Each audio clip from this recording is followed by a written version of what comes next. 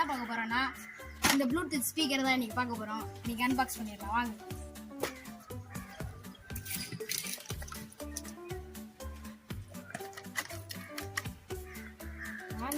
Damage ஆயிருக்கா?